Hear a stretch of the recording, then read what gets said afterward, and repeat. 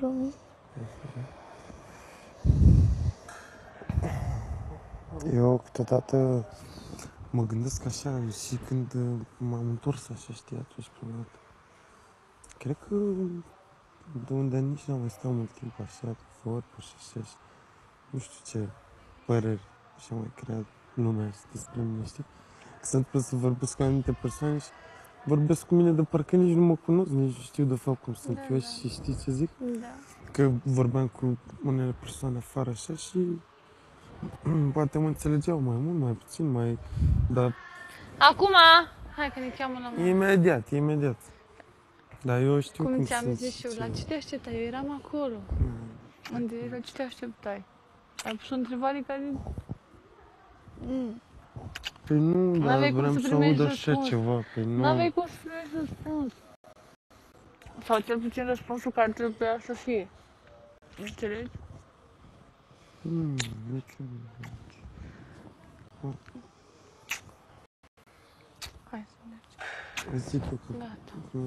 dacă ne-ai observat, mi s-a scris dacă am întrebat ceva. Scria lumea. Nu era așa, doar că uneori n-ai văzut că mă întrebau, s-a văzut ce am scris, s-a văzut. Da. La un moment dat s-a transmis Era cu mai telefonul, nu știu dacă ai voalat. observat. Am observat că nu mi-a merge laptopul și a scris urmă după aia.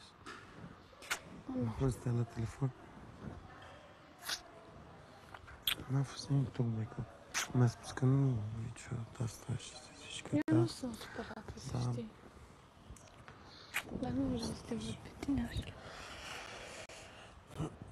Eu vreau să fie bine, mă iubita, ai înțeles? Da. Eu chiar nu sunt supărată, să știi.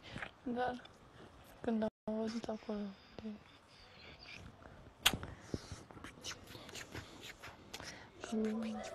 Că poate unii dintre susținători nu pot să ajungă acolo.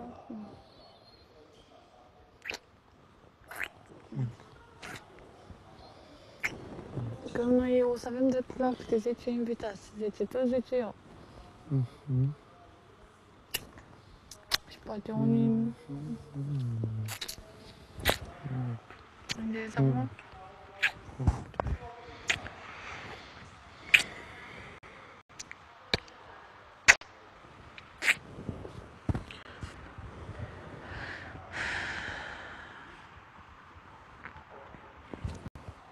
Să dea pizza.